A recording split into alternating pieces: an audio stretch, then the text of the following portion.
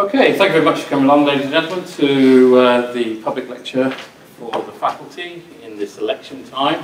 What I'm going to be talking about this evening is EU membership. We're going to go through some slides and some videos, and a bit of audience participation required in certain points. And then there'll be a Q&A session where you can just ask me questions. Paul will come around with a microphone, and we'll see what kind of questions and ideas you have. So my name is Dr. Mark Baimbridge, it says up there, I'm sure you're aware, and from the Division of Economics within the faculty. So, what we're going to talk about is sort of two things. First of all, give a bit of background to what we're looking at, to set it in some sort of historical context, and then we'll kind of begin to think about ways forwards in terms of how the EU and the UK could possibly begin to change its relationship. So it's kind of in two parts overall. We'll try and put the slides up on the website, but most of you know who I am and know what my email address is, so if you want the slides, just send me an email and I'll pass them on to you. In terms of a bit of historical background, we're going to talk about the issue of the development of relationship between the UK and the EU, because that's quite important in terms of how things got off to a good or bad start, and really quite a sticky start actually. And from that, we'll just kind of go back a bit of time in history and have a look at the development of the relationship between the two organisations. Then we're going to have a think about political parties, how they relate to the European Union, and as you'll see, it's not been a simple relationship again. It's been a sort of hot-cold relationship between different political parties and the EU.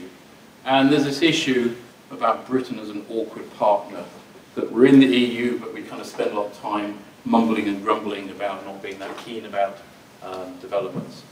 So, just as kind of start off with a bit of history to sort of set things in context and have a think about the background to it all. Then obviously the EU has been around a long time, a lot of you will know this. Really post-war, started off in the early post-war era in 1948 with a loose cooperation between economic states. That then began to firm itself up around key industrial sectors, which was essentially coal and steel, binding key countries of France and Germany together in this kind of way. And eventually they began to move forwards and take this whole step further forwards in terms of the Treaties of Rome, which eventually were signed in 1957 but came into force in 1958. They cover two things really. One is the European Economic Community and the other is atomic power, what's called Euratom, but no one talks about that anymore. It's not very interesting. So there they all are, sitting down in Rome, signing the treaty. I tried to get a video of that. There are videos on YouTube, but it's all silent and it just looks pretty strange really. It's just got people very silently writing their names, so it's not very exciting. But I've got some more videos for you in a moment. Things move on, and we get things like movement towards monetary union. So in 1977, they start to think about things like European monetary system and to develop a new way forwards of getting past the idea of a customs union and moving into a much more complete economic identity. And this is where what we now have is EMU, monetary union, starts to generate itself moving forwards. That then sort of falls quiet for quite a long time, and then there's a big leap forwards in the late 80s, early 90s, and the main leap forward is Treaty on European Union, what we often call the Maastricht Treaty, because that's where it was signed. But technically it's called Treaty on European Union, and that sets the road for where we move into later on.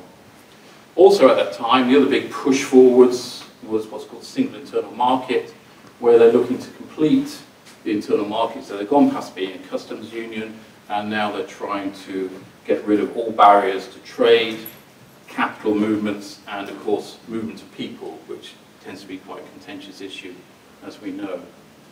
Eventually, we get into the euro, fix the currencies in 1999, in 2002, we get some banknotes and coins.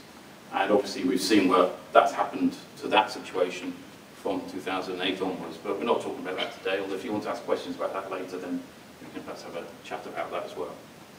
So, that's been the sort of evolution of where the EU's gone from, very much in the early days about things like coal and steel, basic raw materials, basic industries, evolving over time from trade into a big single market and eventually into this idea of a currency union, or at least for the member states of the euro. What about Britain? Let's come back to us. What happened in the early days?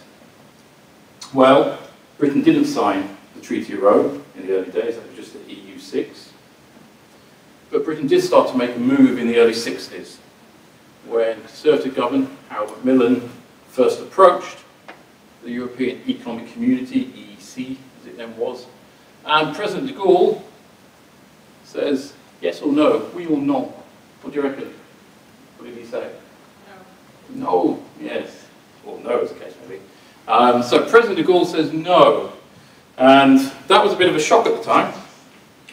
And it may be a bit of a shock for you in a minute when you see this.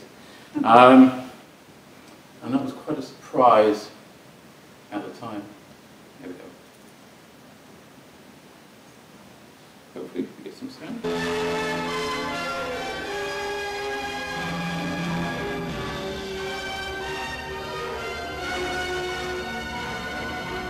A staggering blow is dealt to Western unity in this council hall in Brussels when France blackballs Britain from the common market. The other members, Germany, the Netherlands, Belgium, tiny Luxembourg, and Italy, had tried to dissuade France. But President de Gaulle's foreign minister, Couve de Morville, delivers the veto that de Gaulle uses, like Russia's niet in the United Nations, to hamstring the efforts of his fellow members. France's stated reason for denying Britain membership in the European Economic Community is over differences in the agricultural policy. Most observers agree, however, that it is a part of de Gaulle's grand plan to undercut American and British influence on the continent and leave it dominated by a Paris-Bonn axis. Reaction in London, already buffeted by unemployment and the cruelest winter in history, is one of bitter astonishment. But in Paris, though there is private grumbling, President de Gaulle receives the unanimous endorsement of his cabinet. He is reported confident that France can handle Russia without assistance. However, his unilateral action gravely imperils his new alliance with West Germany. Feeling there is strong, since Chancellor Adenauer had forcefully advocated British membership during the visit with de Gaulle that had resulted in signing of the Alliance Treaty, a treaty that now may very well not ratify. British Prime Minister Macmillan and President Kennedy had given deep thought to the common market during their meetings. De Gaulle's veto is an economic setback for Britain and a political one for the United States, but neither country regards it as wholly disruptive. Mr. Kennedy is still determined to push ahead with policies aimed at tightening the Atlantic community, of which the 6 nations and 160 million people of the common market are but a part. The European Economic Community, the formal title of the common market, is one of 3 international agencies set up to unify Europe. The European Coal and Steel Community was the first. It came into being 10 years ago, pooling the resources of great coal and steel regions over whose jealous possession war after bloody war has been fought. After 5 years, the vast benefits of this sharing of resources instead of fighting over them led the 6 countries involved to expand the movement to broad economic cooperation. Hence, the common market came into being. It was not until last summer that an agricultural policy was worked out among the 6 nations. It was consideration of the farm exports of Commonwealth nations that kept Britain out by choice and then by veto. Despite the damage that de Gaulle may have caused, progress has been made, and it is firmly believed will still be made. Workmen are allowed to move more freely from country to country. Tariffs are progressively lowered with a view to totally integrating the economies of the 6 within the next 7 to 12 years. The booming prosperity of Western Europe, plus the interdependence of its countries, has raised living standards and broadened marketing horizons almost past belief. Already, its combined purchasing power has made it a formidable rival to the United States.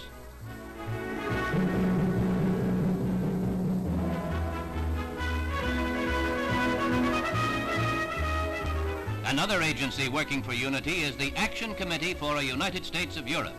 It had been hoped that by the 1970s, these people would, after all these centuries, find a way to live together in political as well as economic unity. There would be no passports. a single currency, and one general election from Sicily to the Orkney Islands. Whether or not this vision is to be destroyed by the nationalist vision and will of Charles de Gaulle has caused the West's most serious rift since World War II. So, that didn't work too well initially.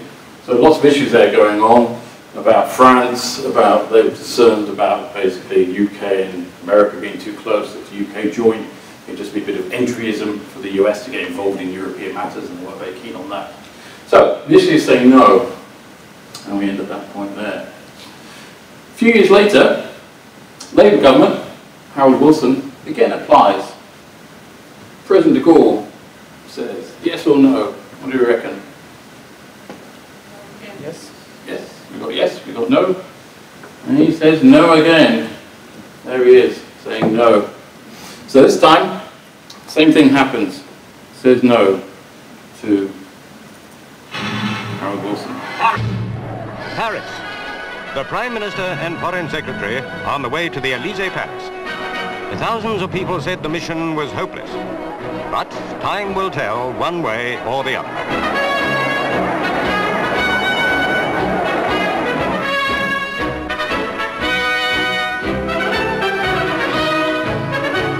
Just what happened at the Élysée Palace, only 4 or 5 men really know.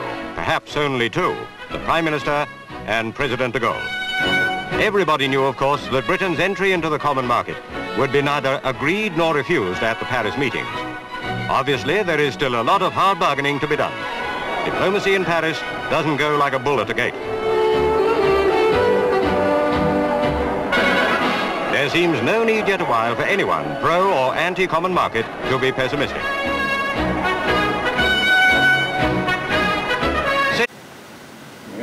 So, none of that went terribly well in terms of what they were looking at. So, there are 2 things there, or a couple of things there. Britain tried to join, but got rebuffed twice by France. Various things they were concerned about, as I say, about the US influence, about the issue around agriculture, for example, as well. So at that point, Britain went away again and had another thing, waited a little while, and we try again.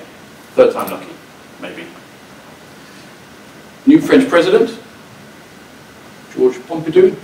What do you reckon? Yes or no? Yes. Yes. Yes. So Pompidou says yes, and there he is. Couldn't find a picture of him on Google without a cigarette in his hand. Okay, so apologies for that. But that's the sort of guy he was, I think. Every picture on Google, he's holding a cigarette. So Pompidou says yes. So we're in, sort of. The important thing is, it's the first enlargement of the European Economic Community. At that point, we were just 6. And then we go through the first enlargement process. So this was a big step forward in terms of European integration. The key issue here, and again comes back to where we are in terms of the situation now, in terms of being this potential awkward partner, is first of all we didn't enter at the beginning, so we're coming in late, so we have to accept a lot of things that these 6 countries have already decided. And then there's this issue of enlargement. And the key issue is how we decided to go in. Was it just the government, or was it the people? We weren't the only country going in at the time. Does anyone else know which other countries joined at this time? Denmark. Denmark? Anyone else? Any other countries? Ireland. Ireland? And us? Was there a 4th country that didn't go in, that could have done? Okay, we'll see in a minute. Denmark and Ireland, as predicted. They have referendums. So the governments negotiate and then ask the people and say, do you want to join? And the referendums both go yes. Denmark, 60-odd%. Ireland, overwhelmingly, over 80%. Does anyone know who the other country was? No? Maybe a guess? Switzerland. Not Switzerland. Spain. No, not Spain. Iceland. Not Iceland. Norway. Norway.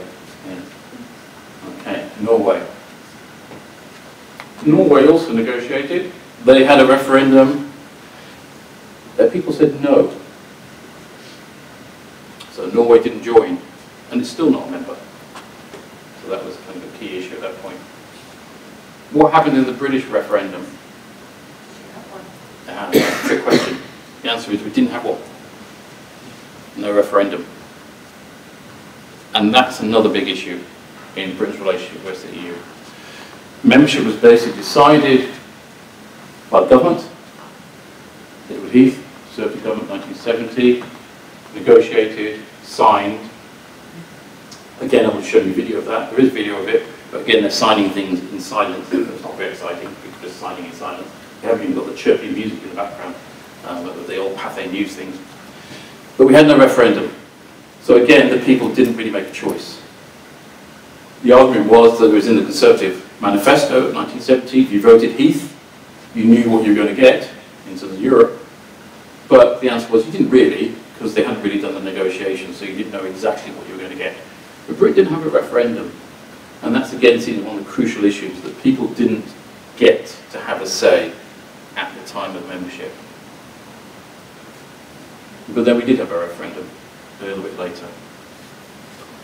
So, 1973, we get 3 countries joining. Norway said no. Denmark and Ireland confirmed it in a referendum. Britain didn't.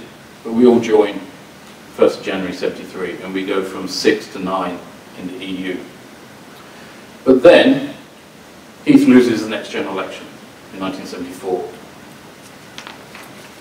So we have a problem. New Labour government comes in of Harold Wilson, forms the next government. But, and here's a big issue, the government, and certainly the cabinet, was split on the issue of EU membership. There were people who were pro, people who were fairly agnostic on it, and there were people who were pretty much against the idea. Not just for economic reasons, but for political reasons as well. So Wilson has a problem, but being the pragmatic politician that he was, pragmatism was his sort of middle name, he decided to come up with a solution. And the solution may sound quite familiar to you.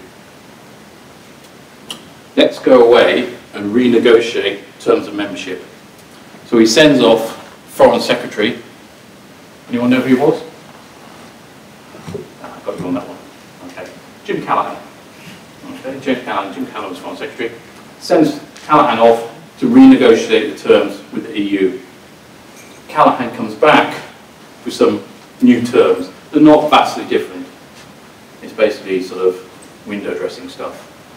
But it's enough for Wilson to say, let's have a referendum.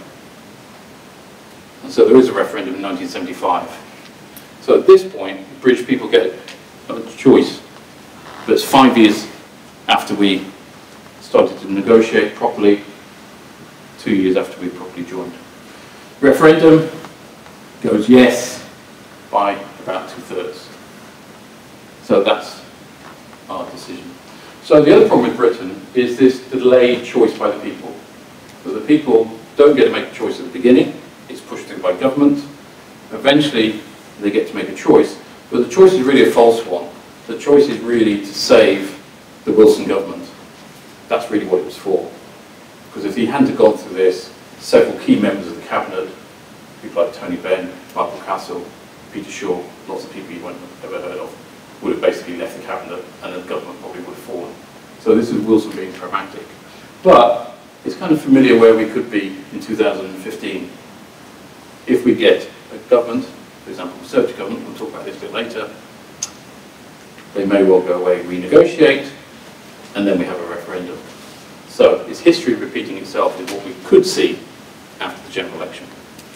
But again, it's this issue about the people deciding and making a choice and not being driven by politicians, which in this country tends to have been driven by politicians. So, what about the political parties?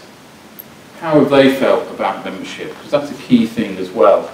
Because, yes, you get the population either pro or anti things like EU membership, but a lot of that is really, people tend to be fairly passive. They tend to be driven by what's happening in the media, what's happening through the political parties. And in terms of the UK, the situation has been far from smooth. In terms of leadership policy, and the reason why that word's up there, because sometimes party conferences take very different views from the leadership.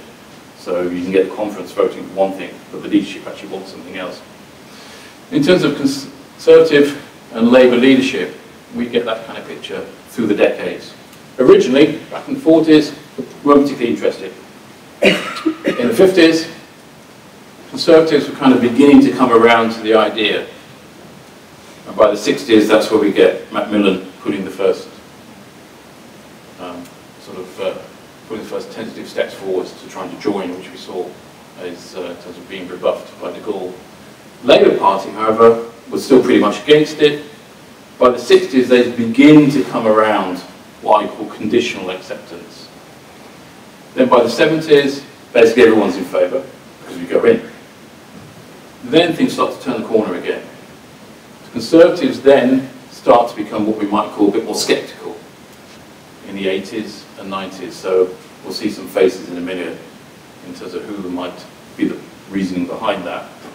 Labour Party, initially in the 80s, go no.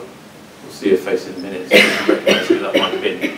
And then they go yes, and then they kind of stay very much yes. So in terms of leadership of the parties, it tends to be a very mixed situation. Who are the kind of key protagonists? Okay, so on the Conservative side, we've got from the top Edward Heath, who was the Prime Minister at the time that took us in. So that's in the 70s. Then we start to get that movement in the 80s and 90s where it's much more conditional. So we get, obviously, Margaret Thatcher. And that's more or less carried on. Anyone recognise the final guy? John Major. Well done, if you recognise him. Get extra points for that. On the Labour side, key protagonists, I would suggest, have been, at the top, we've got Harold Wilson, former Chancellor, first Chancellor indeed at this university. So Wilson makes the attempt in 67, gets rebuffed. Heath takes us in 70, Wilson takes us to the referendum in 75. Next one down on the Labour side.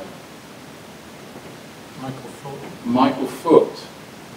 Foot's interesting because he's the one where we go no to yes. So in 1983, Labour Party manifesto, described as the longest suicide note in history by Gerald Kaufman. Labour actually say, well, she's going to pull out. So they go, really, no. Okay? This is sort of prototype UKIP kind of happening within the Labour Party at this point, back in the 80s. Then Labour goes very pro under the leadership that then follows it. First of all, people like John Smith, later on, and then obviously Tony Blair signing up to lots and lots of consecutive treaties through the 2000s and onwards. So overall, it's not a smooth process again. So even within political leadership, we have this kind of moving around of the different parties. So therefore, it's not surprising, perhaps, that the British public, British population, have very disparate views on this, because they tend to follow what their party leaders suggest, and the parties they support suggest, and that hasn't really stayed constant. It stayed constant for blocks of period, but certainly from the 80s onwards, we now get this big divide beginning to happen between the parties, and that's quite a sort of difference overall. So what we end up with is Britain being characterised as being an awkward partner. We don't seem to share the same vision that the rest of the EU does. We're not so keen on this full integration, both economically, let alone politically. We always seem to be wanting to block treaties, to limit their influence, to try and slow the process down. So we don't seem to share the vision. We seem to sort of resist common policies. We ask for opt-outs. We sort of say, well, can we have an opt-out from that? Can we sort of set our own rules and regulations? You guys all agree this, whether it's about working hours, whatever it happens to be, can we kind of step away from that? So we always seem to be the one which is asking for some way of moving away from this commonality that the rest of the EU is putting together. Therefore, at the end of the day, it seems like we want special treatment. That the argument is, and why the rest of the member states often get very frustrated, is that the UK wants to be treated differently from the rest of the EU. We want this special treatment. And that seems to go against the grain in terms of the idea of this harmony, and harmonisation and commonality of what we're pressing forwards. The question is why? What's the reason behind Britain being this kind of awkward partner? Well, various reasons. Some you may agree with, some you may disagree with. But in the literature, it basically suggests sort of four broad reasons. Unbroken history. Lack of invasion, absence of revolution, being an old state in a new world. So, take those one at a time. Absence of invasion. First World War, Second World War, you want to go back even further, Napoleonic Wars, don't have that kind of process of your country being invaded by other European countries. Absence of revolution. Most European countries obviously went through revolutions, famous period, 1848 period and onwards, through the sort of revolutionary phase, back to even the French Revolution, for example. In Britain, we didn't go through that period of upheaval and change. Things evolved slowly within a parliamentary democracy. We didn't have a third republic, a fourth republic, a fifth republic, as you do in France. You kind of get fed up, rewrite the constitution, and we have a new republic every so often. So we didn't go through that. So Britain is kind of rather different. A lot of the states of Europe are relatively new. They've evolved in the 1900s from principalities coming together to forming countries like Italy or Germany, whereas Britain hasn't really had that. As we knew with the Scottish referendum just the other year, last major thing, Act of Union 1801. After that, pretty much one state.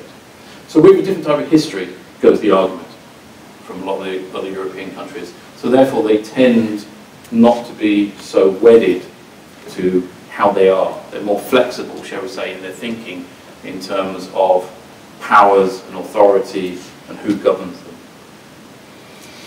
Following on from that, the second argument is what we can call empire and war.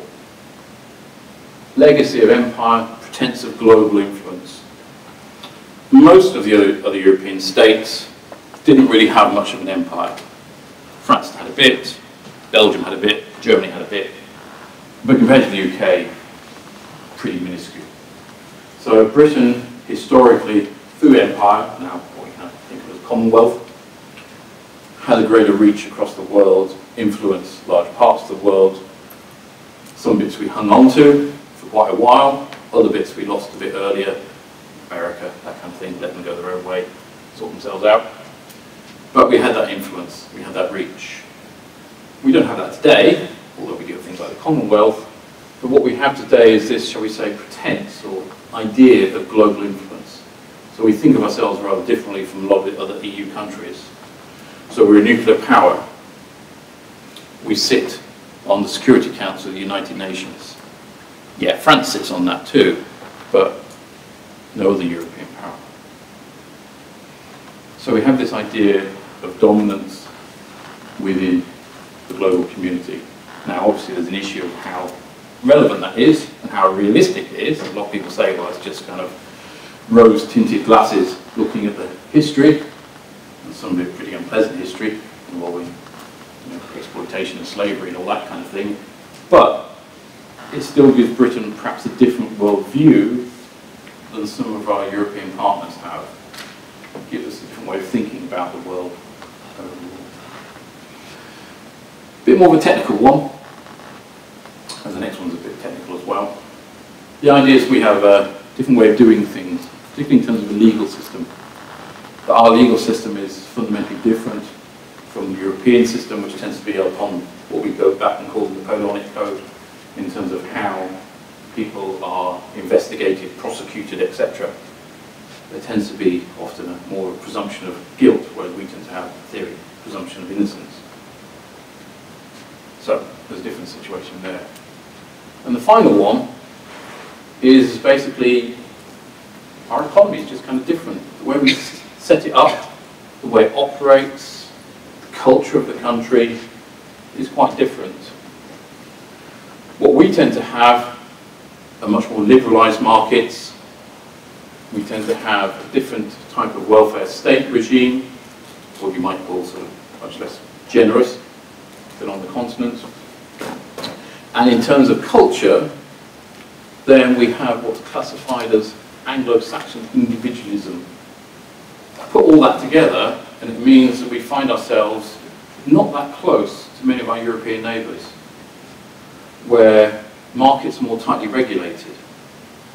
There may be much more generous welfare state regimes, bigger pensions, bigger unemployment benefits, that kind of thing, for example. Individualism, no, they may kind of think of themselves much more in terms of a collective concept as a country and a people within the country. So it puts us much closer to other countries that share that, for example, North America, compared to the rest of Europe, where we have different type of capitalism. So those are the kind of main arguments put forward about why Britain is different. Why is this awkward partner? Why it wants opt-outs. It wants opt-outs from things because it's seeming to restrain free markets. So we want less regulation. That's why we want the opt-outs, for example. We have a different worldview. We see ourselves much more in terms of looking across the Atlantic or looking at things like Commonwealth than maybe looking inwards at the rest of the EU. So you can give and take some of these, decide whether you think they make sense or not. But those are the basic background ideas. How does this manifest itself in the real world? It manifests itself in the real world through things like this. First of all, in terms of budget, EU budget, just give an example, just a couple of quick economic things here. EU budget, so we've got the net contribution, which is the line, and then the bars show us in terms of money paid in and money received out. The bottom set of bars is the rebate, then we've got the money that we're receiving, and the top set of bars is the money we pay in. So overall, Britain is a net contributor. In the early days, it was pretty neutral in terms of where it was, but then we can see the net contributions working their way up. We take a bit of a dip in the 80s because we get Margaret Thatcher negotiating the budget rebate in the 80s, but then afterwards it's carried on this steady climb overall. So Britain, in terms of how it deals with its European partners, often feels that essentially we're paying too much, if you like, kind of putting too much money in and maybe not getting a lot back. So things like the budget tend to be one of these points of contention. Another sort of economics issue is, again, how closely we're integrated with other countries. So this is looking at trade. So we've got several groups of countries here. Key ones to look at is the EU, changing composition, so that's this one, so it starts off around about 40%, works its way along and ends up over here. So it's just about over 50%. With the EU 11, essentially before the last couple of rounds of enlargement, it's actually staying pretty much just in the high 40s. So for most European countries, that's very unusual. Most of them trade around about 75, 80, even 90% with their EU neighbours. Britain is just about over 50%, it's been over 50% for a little while, but doesn't really seem to be getting much more than that. So again, we tend to be thinking just as much as the outside world as we are with the rest of the EU. So we've got some ideas going on here in terms of we kind of maybe feel a bit different. We've got a different perspective in the UK. People haven't been able to express that through no referendum at the beginning when we joined. There was a later referendum, but that was on renegotiated terms. And since then, things like the budget or trade issues, is another key one in terms of trade, have perhaps tended to look not so favourable. So this is the net situation in terms of trade. This is, the top line is Britain balance with the rest of the world, which tends to revolve around balance payments equilibrium, a little bit in surplus, a little bit in deficit. When you look at the balance with the rest of the EU, significantly in deficit.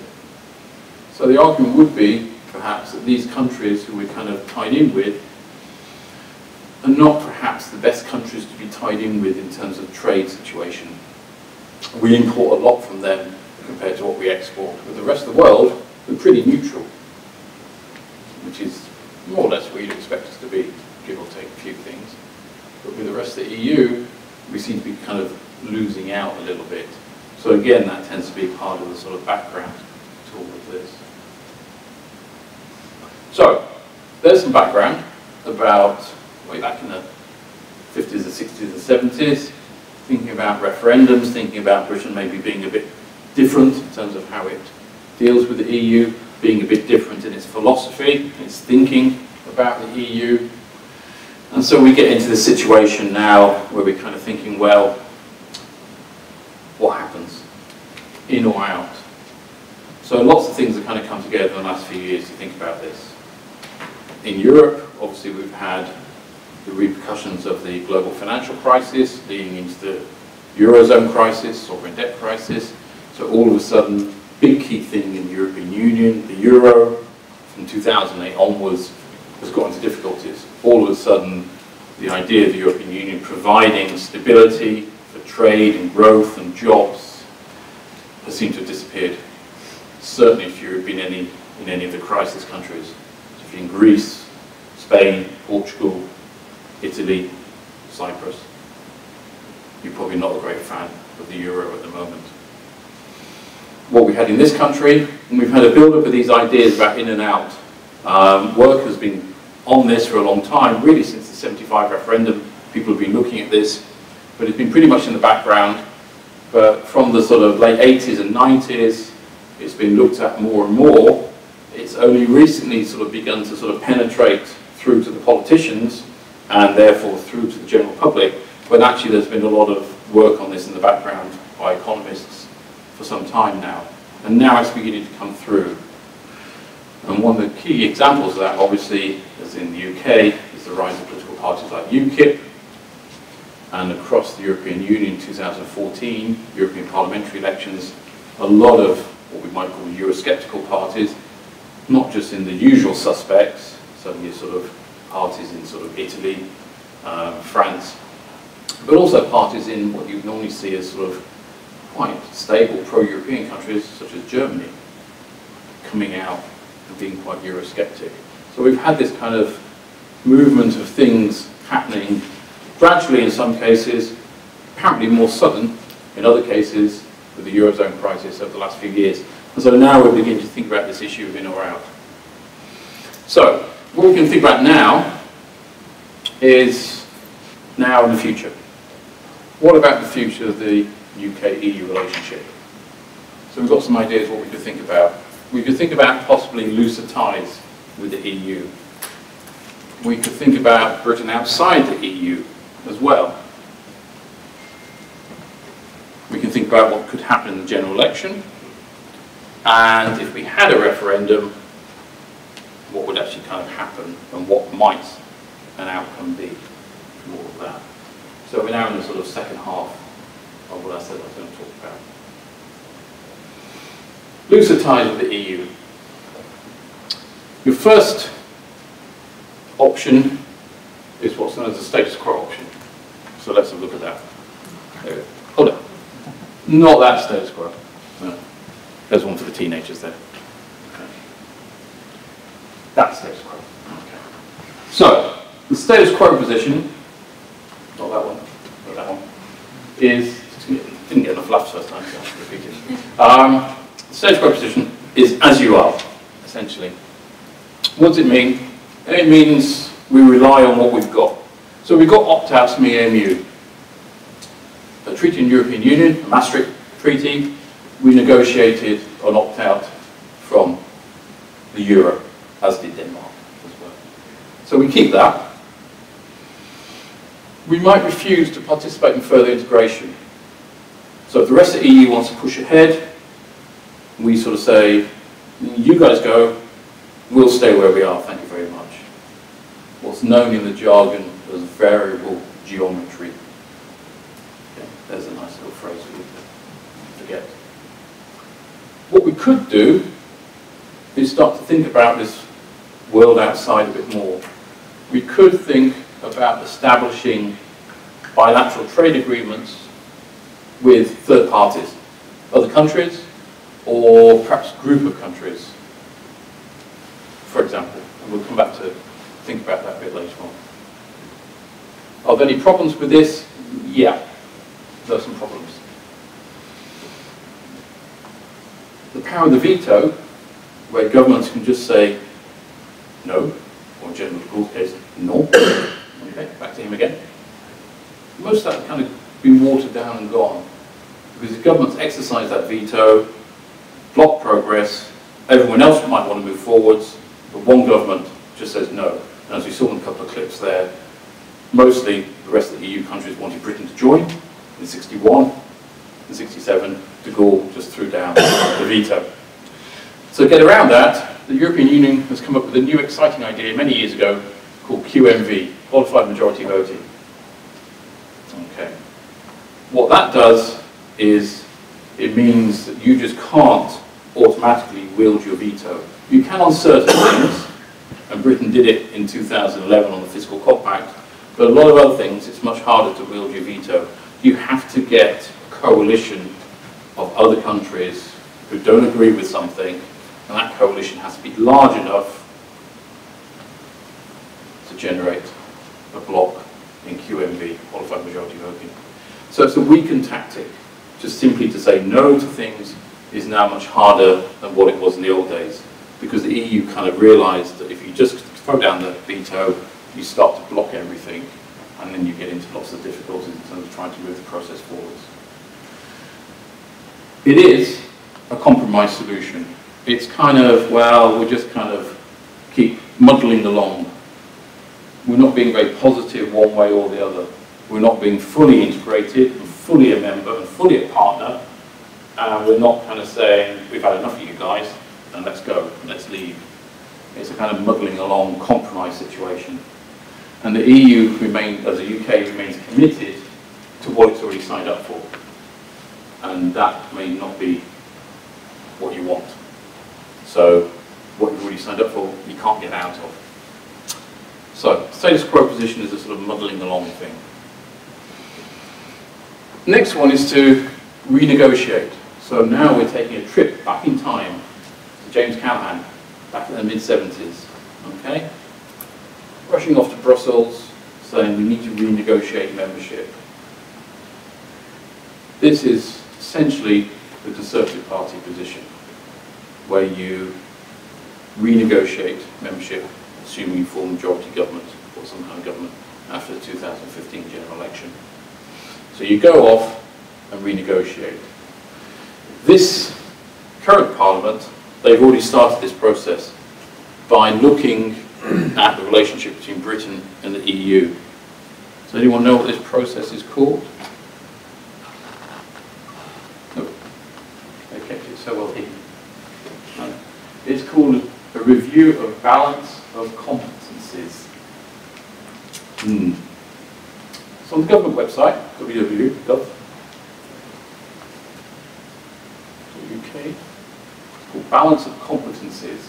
Basically what they've done is got every government department to sort of say, how do you interact with the EU?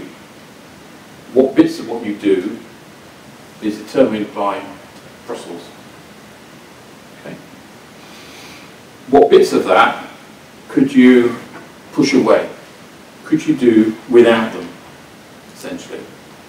And if you go on the website, there's a whole list of reports for each government department, looking at all the things that they do and thinking about what they call this balance of competencies.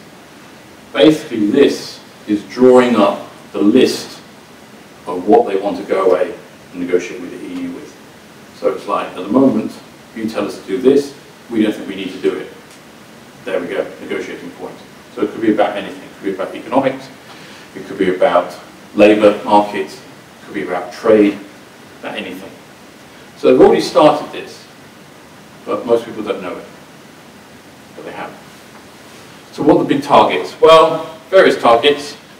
You could think about things like agriculture and fisheries, although basically no one's really that interested in that these days because it's such a small part of the economy. It used to be a big thing, as we saw from the 60s, but nowadays no one's really interested in that. It could be about budget contribution. Budget contribution, the net contribution we pay to the EU is about, anyone know what it is per day? No? Random number? It's in millions, give you a clue. No? 100. Ooh, big differences there. Okay. In the middle, but not quite. Nearer to Jay's figure. It's about 55 million a day we pay to the EU. So our net contribution number works out per day. So there's possibility of budgetary contribution, but actually it's not a lot. In the size of the government budget and expenditure, it's pretty marginal. What they would be looking for, most probably, would be some of the things on the second line. Things to do with the EU, which they've already sort of vetoed, in terms of things like fiscal compact a couple of years ago. Things to do with foreign and defence policy is probably much more likely to be targeted. But this is what they're kind of thinking about at the moment. Any problems with that? Yeah. It depends upon your negotiating strength. That's really a key issue in terms of how strong you are to negotiate. What's your ability to secure concessions? So things you've already signed up for, but now we want to sort of backtrack on that. There's the premise that you can secure them to negotiation. The chances are, and this is why Cameron talks about an in-out referendum, what you have to have is the big stick at the end of the day, which is the in-out referendum.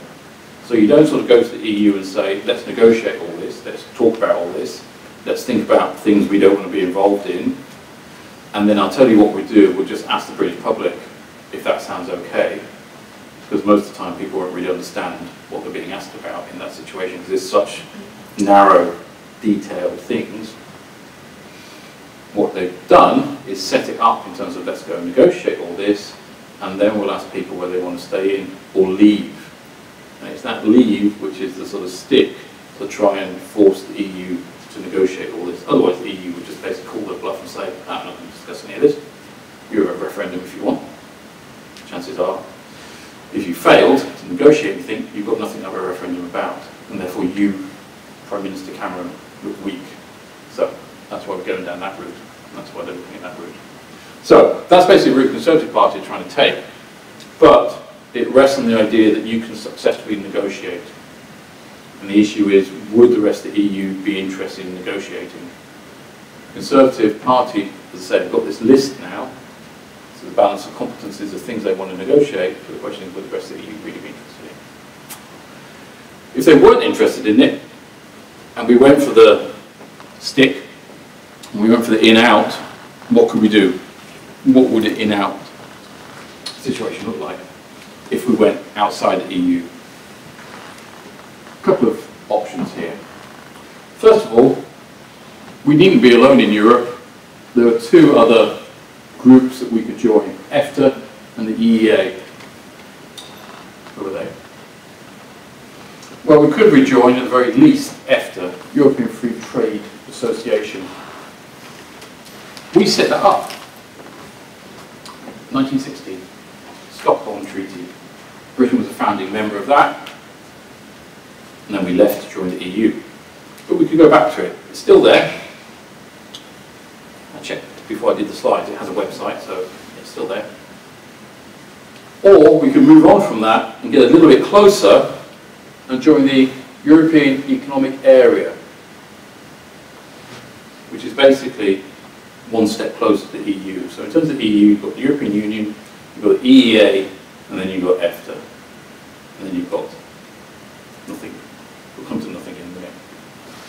What does that do? Well, it gets you in a trading area of the EU membership plus all these extra countries.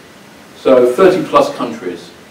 It gets you to a market of the EU plus these other countries, so roughly over 460 million consumers for your products.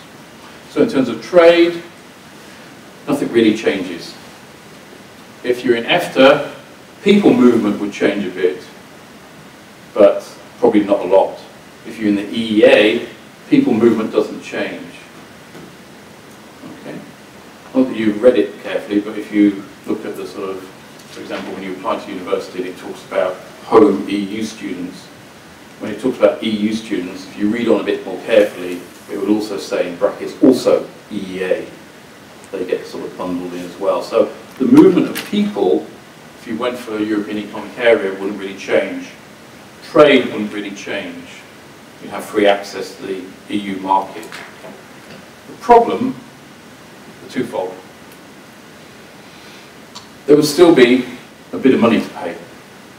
You would still have to pay some money into the EU budget.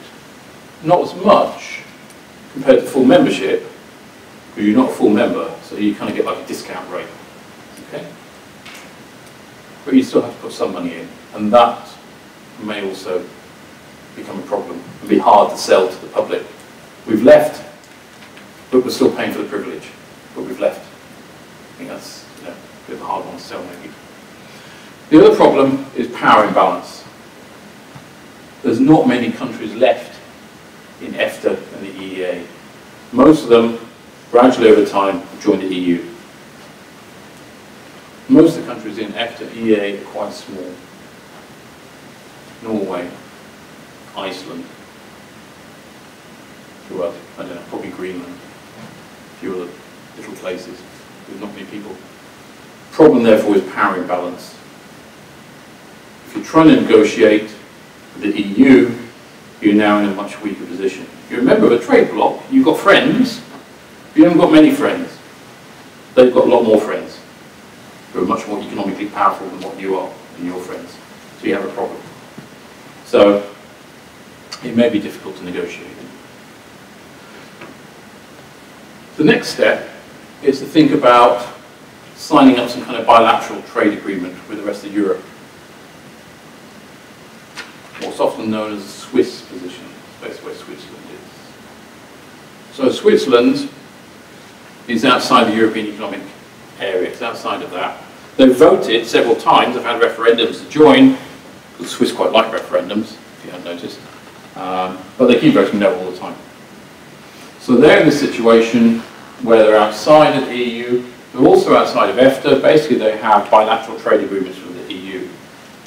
So they agree to have no tariffs or non-tariff barriers on each other's trade. So basically kind of like free trade, where you've sat down and negotiated it separately. Doesn't seem to hurt Switzerland that much. Okay? They're fairly rich, fairly prosperous country. Doesn't seem to be, not particularly downtrodden. So, seems to be a fairly successful economy. But again, there might be some problems with this. Since we've got a lot of trade with the rest of the EU, it might be essential to be much closer integrated to protect that trade. If we did come out of something like EEA and we were in the same position as Switzerland, again, if there is problems with the EU, some discrimination through technical barriers to goods and services, that kind of thing, do we have a way of negotiating those? Do we have a way of kind of saying this isn't fair, let's do something about it? The answer is we have a very tentative way of doing it. We basically have to go along to the EU, knock on the door and say, can we have a chat about that? If they don't answer the door, we've had it. They don't have to talk to us. So, it's a possibility. It's out there. Again, there are pros and cons. The final one, in all these kind of like what you could do, is basically you don't join anyone. Okay, so you don't want to be anyone's friend anymore. We don't want to be the EU's friend, we don't want to be EFTA's friend, we don't want to be EA's friend. you go completely non-aligned. What you do is you set up trade agreements with whoever you like under GATT and now WTO trade agreements. So you use the umbrella trade agreements in World Trade, formerly GATT, now World Trade Organization, and you set up trade agreements with whoever you want in whatever fashion you want. Who could that be with? Well, again, it could be with the EU. You could go back and knock on the door and say, hey, how about some trade agreements? But you could also think much more expansive. So you could think about alternative trade alliances. So we could go back to EFTA, who we've mentioned before, who we used to be part of. That would be a fairly simple process, I would have thought, and join them. But as we said, they're not very big. They're just basically leftover countries who didn't join the EU or don't want to join the EU for one reason or another. So there's not many of them, and they might eventually join the EU in the future, so you're just left with a smaller and smaller group of friends when you might be down to yourself. One of the other more radical suggestions is you look at the Commonwealth. So we have this thing, as we mentioned earlier, Empire, now rebranded Commonwealth because it sounds much nicer. You may go to those countries. We have key ties with them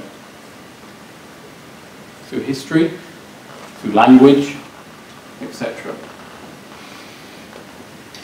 Go to the Commonwealth and say, let's turn this into a sort of free trade bloc between fellow Commonwealth countries. One of the key things with the Commonwealth and the countries in it, some of them are obviously established, industrialised economies, Canada, Australia, New Zealand, but most of them are developing or transition economies. The great thing about them is that they're fast-growing. They're fast-growing, fast-moving, trying to develop their economies. So the argument here is basically this. If you link yourself to the EU, you link yourself to a group of economies who are slow growing. Most EU economies grow somewhere between 2 to 3%. That's assuming you don't get hit on the head with the euro crisis, and then you're growing at minus numbers for several years. So assuming everything goes smoothly, you're kind of growing at 2-3%, as most industrialised economies do. But the problem we saw with Britain, as we saw with the net trade figures earlier on, is that we don't do very well trading with those countries. We tend to run up a big balance payments deficit.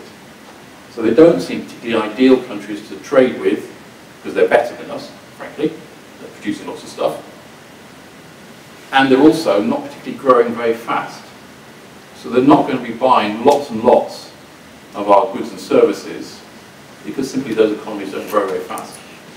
Commonwealth, however, chances are we will have some greater advantages there. In other words, those who've done trade, you're kind of thinking about the comparative advantage is going to be much higher in goods and services.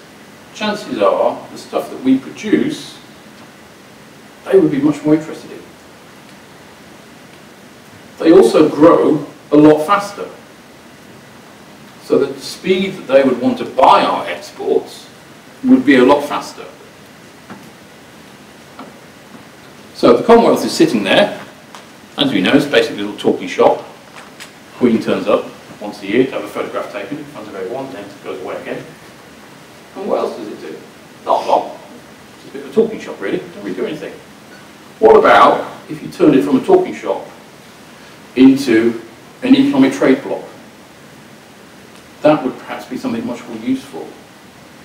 That was something maybe to bind countries together in a much more economic, useful way.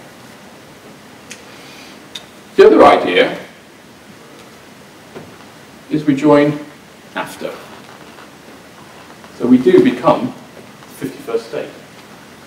Plus Canada and Mexico, let's not forget them. But basically, obviously, it's America. It's a big thing. So North American Free Trade Agreement, Canada, US, and Mexico. Again, we've got links. Canada, part of the Commonwealth. America used to belong to us, so they made a bad decision and then went their own way. We've got links again, clearly links, both in terms of language, but also, if you remember earlier, we were talking about culture and type of economic system, liberalised markets, the Anglo-Saxon model, welfare kind of ideas. So we have a lot in common in that way. You may not like it, but we do. So what about joining NAFTA, for example?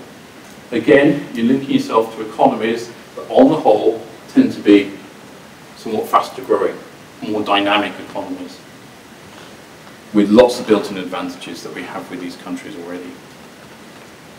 This was something particularly that a colleague of mine looked at and wrote some work on it, did it in a book that I did with him, and a book journal article on it as well. And when he did the number crunching, this is just purely looking at trade, essentially joining NAFTA would actually be a positive thing in terms of Britain's welfare or GDP, if you like. It would actually kind of yield a positive of around about 1%. It's not huge, but it's better than nothing. So it would actually potentially work. So we could build alternative trade alliances, is your other option. So from this, we've got various options out there. You kind of stay fairly close, you begin to step away a little bit, or you go to this completely non-aligned position where you then have a sort of a la carte menu of what you want to do, who you want to link up with. And with things like the Commonwealth and NAFTA, there are some interesting ideas out there in terms of what you could actually do, and ideas that people don't really kind of know much about.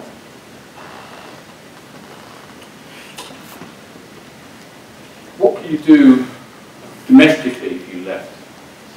Well, the argument is you'd have much more freedom in terms of your economic policy.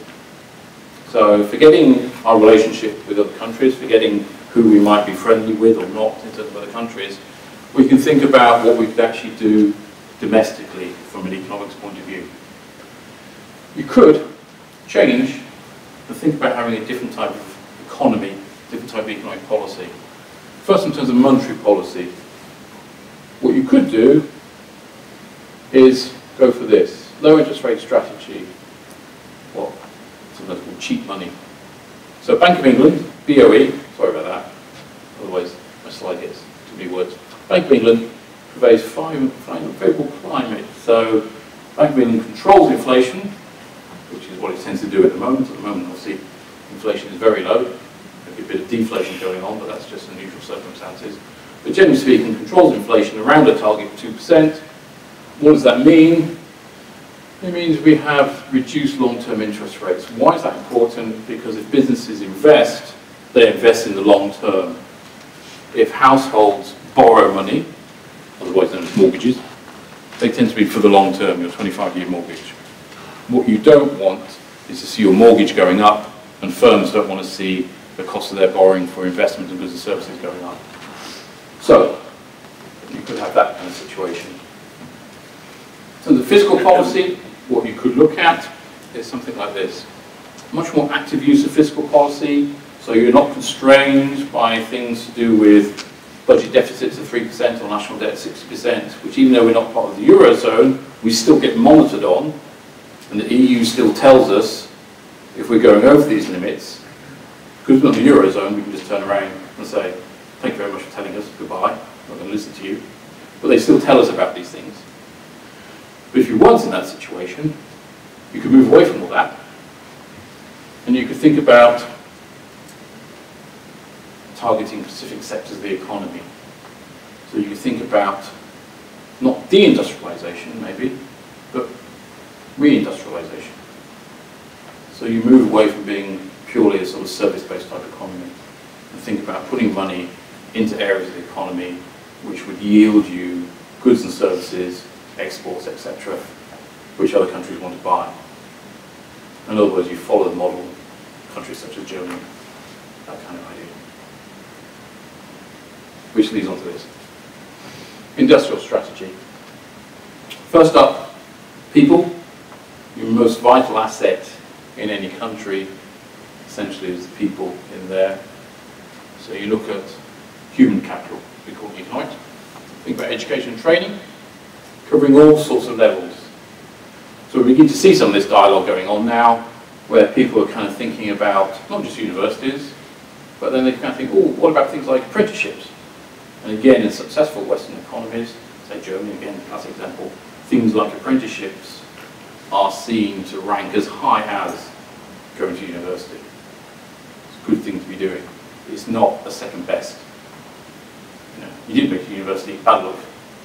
Here's an apprenticeship for you. You often learn how to lay bricks or cut metal or build things. It's seen as a good thing rather than second best. Again, investment in things like manufacturing, but also in infrastructure as well. So rather than arguing about infrastructure, arguing about HS2 or whatever, building a bit more motorway or IT infrastructure, that is a crucial part of what you perhaps should be doing. And finally, to do the exchange rate. Key thing is to manage your exchange rate, manipulate exchange rate, and look for export-led growth.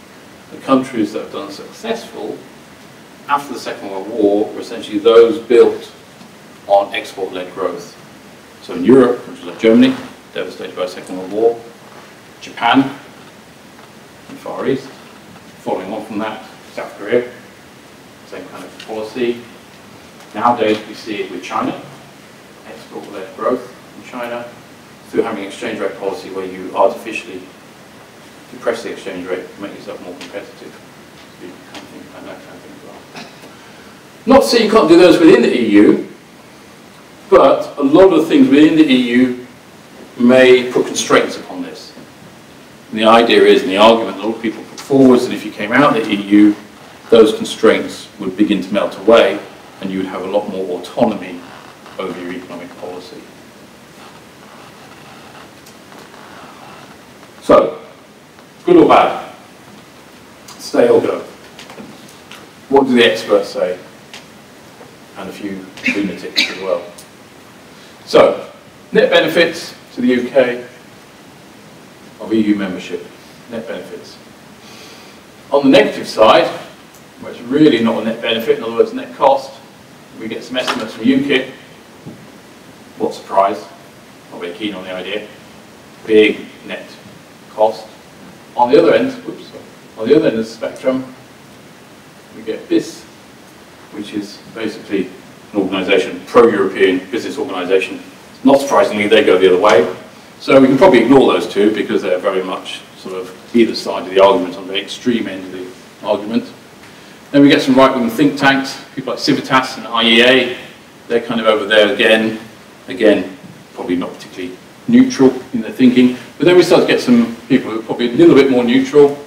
Institute of Directors and National Institute of Economic and Social Research, European Commission, and US Trade Commission. They were interested in it as well. They're one of the people who did a big study on UK joining NAFTA, for example. The Americans were quite interested in this some time ago. So taking out these sort of outliers, what we get is kind of either one side or the other, but not a lot. And that's perhaps part of the issue with this, that most of the economic studies suggest that the net benefit or cost, so this side you're looking at net benefit, that side you're looking at net cost, it's pretty marginal. Roughly, we take this study here and these studies over here, it's basically sort of 2% either way. So it's not huge, but it is there in the studies. But as you can see, there's kind of no uniformity in the studies overall. But they tend to be around this sort of 2% thing. So, what might happen with the general election that we're all looking forward to? If we get Conservative-led government, there is, what might happen? Well, the answer at the moment is we don't know, because they haven't published the manifestos. But we do have a bit of a clue, because they did publish the manifestos last year. What happened last year in 2014 that might give us a clue? Not local election, some other election. EU Parliament election. European parliamentary election, yeah. So last year we had European parliamentary election. Anyone go and vote? That's about UK turnout. UK turnout is way down the bottom, usually around about 24%, give or take a little bit. So, okay, you all missed that one, but never mind. So, what I did was, I looked at their manifestos for the European Parliamentary elections last year. My assumption is that what they're going to put in the election manifestos for the forthcoming general election is not going to be hugely different. If it is, then they're really kind of flipping around in terms of where they stand. So chances are it's going to be pretty much what they told you last year when they asked you to vote for them. Therefore, Conservative-led government, what might we have? Well, we've flagged up some of this already. We may well have the situation of renegotiating Britain's position. So as I said, they've begun to put this in place already with the balance of competencies. They've spent this whole Parliament going through what we do, what's influenced by Europe, do we want to have this or not? So they've been looking at the whole Parliament, it's all on the website. And the aim is to put a new offer, to go away, negotiate, put a new offer to electors in 2017. Although the other day, Cameron was talking about by 2017. He kind of changed the word a bit, and that got people very excited, who get excited by that kind of thing. So basically just me and a few other political geeks. But essentially we're kind of thinking that it would take a year or so, maybe longer, to negotiate. So really 2017, in-out referendums. So that's based on what they've been working on this Parliament. Go away, negotiate with the rest of the EU, come back with some idea, and put a new framework, a new economic relationship, a new political relationship between Britain and the EU to you and I as the electorate. What are their big points? Probably that they may also talk about in the general election, again from the European Parliamentary manifestos. The Conservatives tend to revolve around these things: borders, benefit tourism, also things like justice and home affairs. That tends to be their kind of main motifs that they tend to talk about.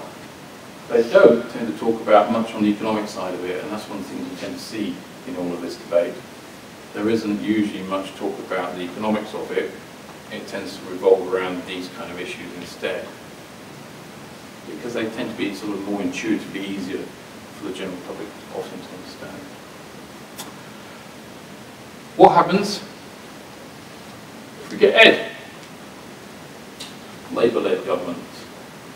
Again, we can look at what they said in 2014, because we don't know what they're going to say for 2015 yet.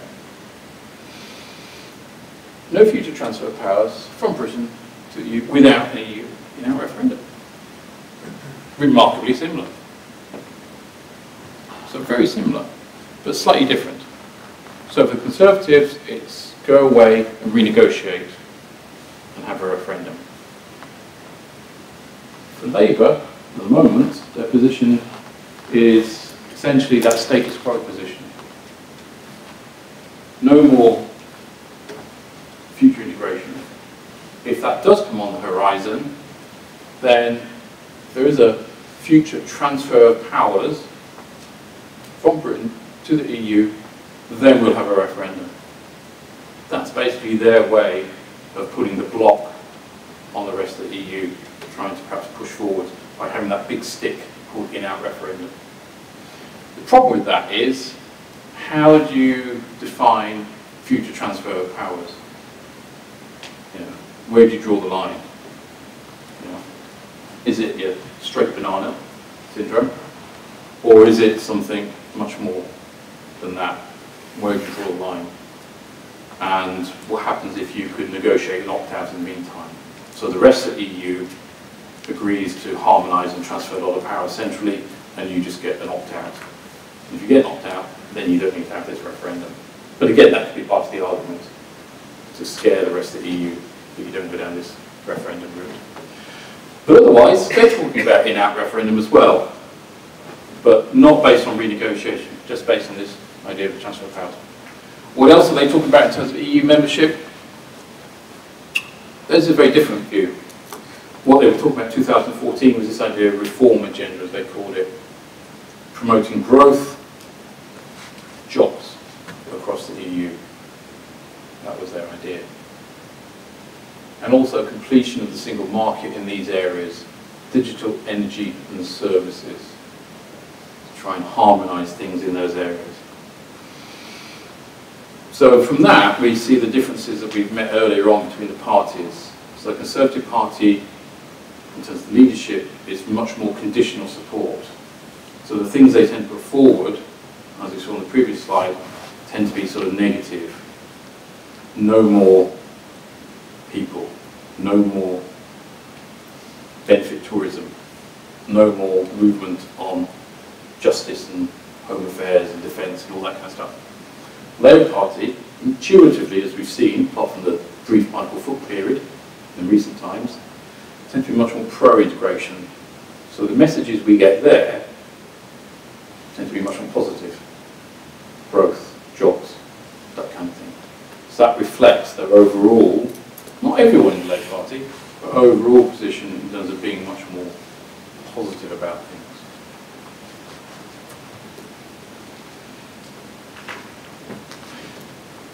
No Nigel Farage-led government, okay? We're not getting into the fantasy land of that. He's down to 10% of the polls, so if you win South Thanet, he'll be doing well. Okay, so let's not go there with that. Conduct the referendum. So if we do have a referendum, Conservative Party wins, book your referendum holiday 2017, go on holiday, you'll miss it all, you'll be much happier in the end probably. If Labour Party wins, if we get this transfer of powers, then we might also be going down the referendum route. We know a bit more about referendums now than what we did a year or so ago, because we've had a dry run in Scotland, a bit of a practice. Okay? It's all set out about what to do, and it was all set out in 2000 in the Political Parties, Elections and Referendum Act. So it's a nice snappy title.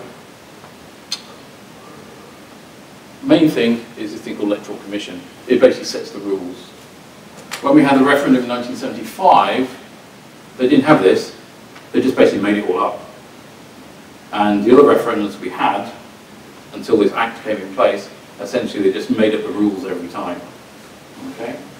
But under Blair government in 2000, they passed this act, passed the Electoral Commission, and now we have some rules. And we saw this in Scotland. So basically what happened in Scotland is the playbook of what we might see. What does it look like in terms of time? It looks like that. Okay. So you've got a sort of 70-day period of excitement. Or not, as it is, maybe. So, you start off with referendum bill, and that's when the period starts. And at that point, lots of things start coming into play. We get into the whole referendum period. There's campaign expenditure rules.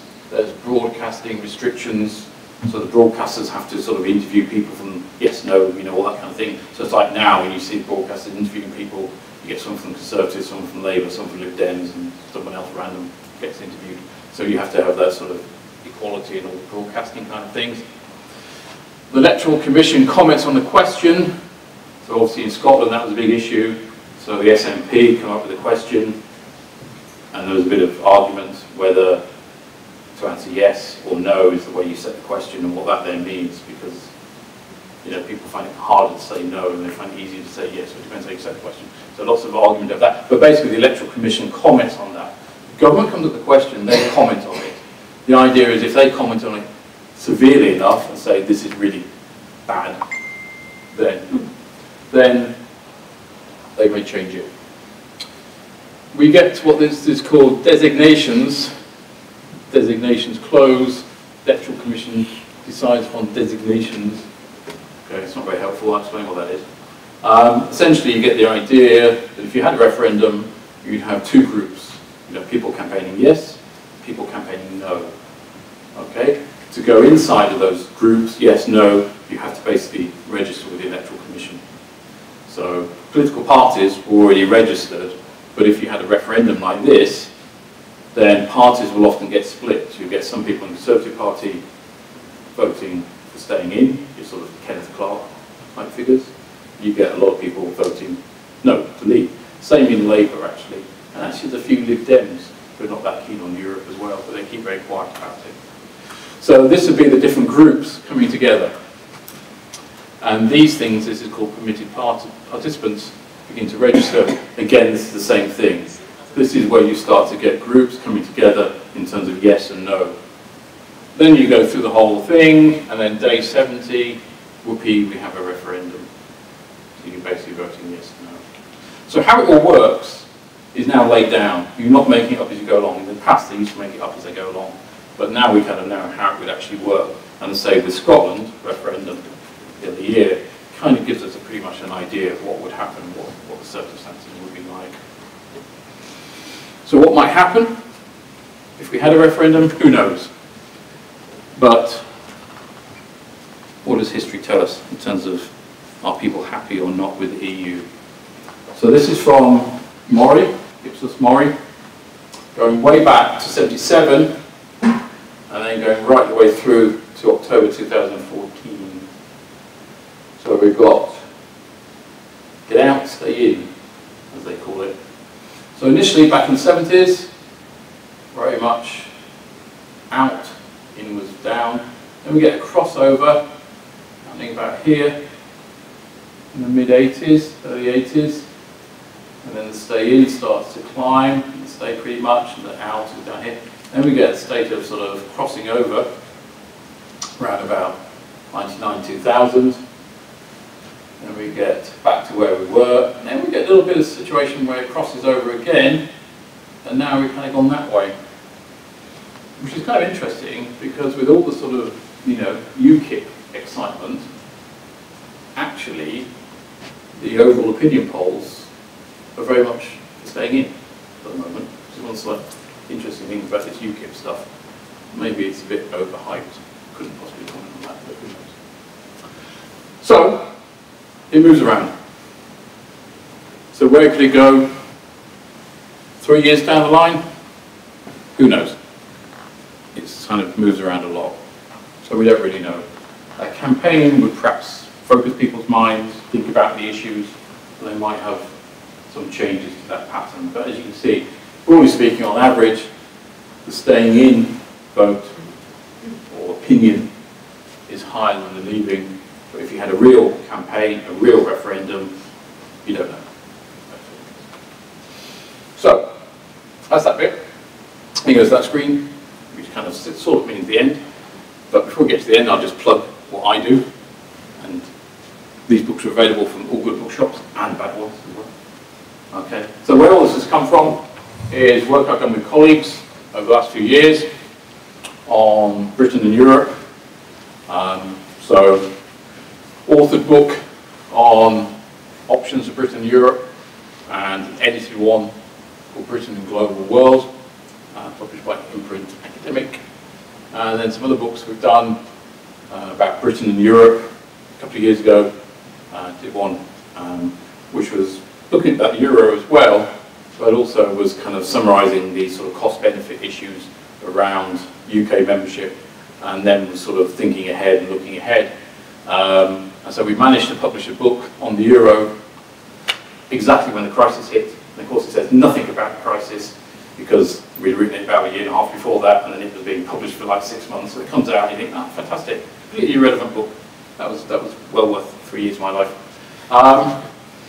And then we did a book on the 75 referendum with a couple of colleagues, Phil and Andy.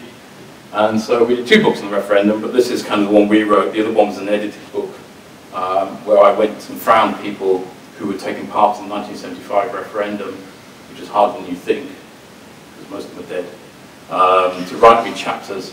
I kind of wish listed people, then I kind of looked them all up, and I know, cross that one off, a lot of them are dead.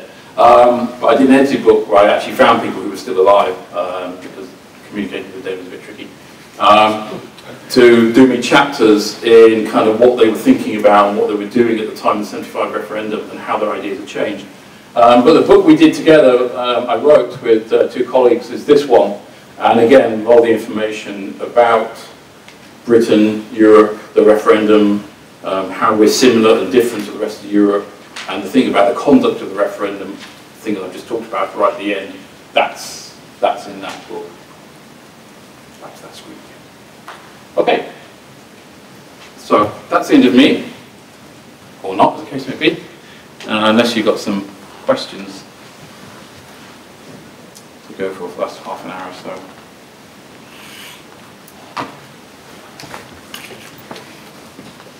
Or we'll come around with a microphone. Any questions on anything?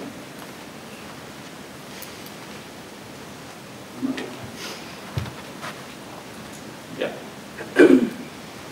First of all, thank you for your presentation and a brilliant talk. My question is related to the way that you set out the possibilities that the UK has. You've kind of put it in a way that it is either the European Union or the rest of the world. So why do you think that there has to be such a mutually exclusive relationship between the UK in the European Union and the UK joining, for example, NAFTA or the common, or creating a stronger economically, from the economic point of view, Commonwealth? Or do you think it's exclusive? No, I think there is the middle ground, which was the status quo position. So the status quo position is where you just kind of stay as you are, you don't integrate any further unless you really want to.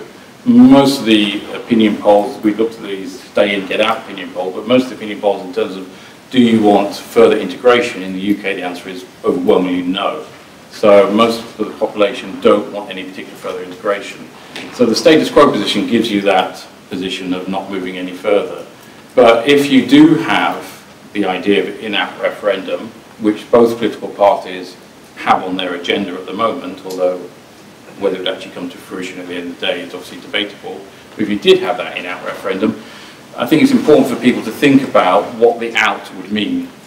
Okay, so what I've sort of outlined is a number of possible scenarios. That is not all the possible scenarios, there are more than that, but they start to get so finely delineated between them that it starts to sort of become a bit of a jumble and a bit of a mess. It's hard to kind of differentiate them. So the idea is, no, you don't have to step away. You could stay in, you could push for further integration, but the British public in general don't really want any further integration. So the status quo position is, if you like, the sort of safe position that both political parties understand is going to be the key position that they both have to move to. It's, if you like, it's where the median voter is. So that's where you have to kind of gravitate to. But the idea is to kind of show the ideas of what you could do outside, because most people, generally speaking, unless you're involved in this literature, you're involved in studying this area, most people wouldn't have any idea about alternative possibilities. So one of the things to talk about tonight was this idea of kind of laying out what some of those ideas are.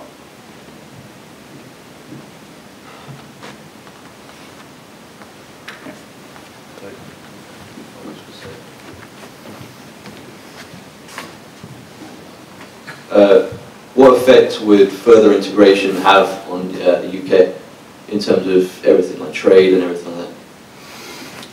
Right, I mean, in terms of further integration, James, there's really not that much more to do in terms of things like trade. I mean, we showed up there the sort of things that the Labour Party is talking about in terms of further integration in certain sectors.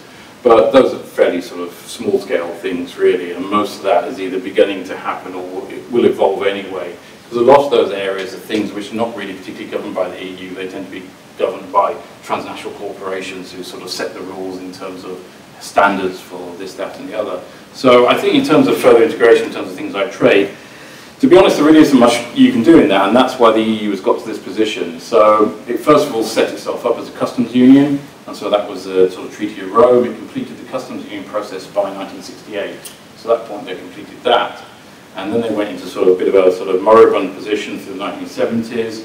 And in the 1980s they come back with the idea of the single market, which is basically to complete the idea of the customs union. So you remove the remaining barriers, which were mainly things like non-tariff barriers on trade, and you open up other areas such as you get rid of things like capital controls, so that gets the free movement of money going around, which we now kind of take for granted, and you get, more controversially, the movement of people, of labour, and so that's completed again in the single market process. So in terms of trade, liberalisation, goods and services, people, etc., essentially there isn't anywhere else for the European Union to go.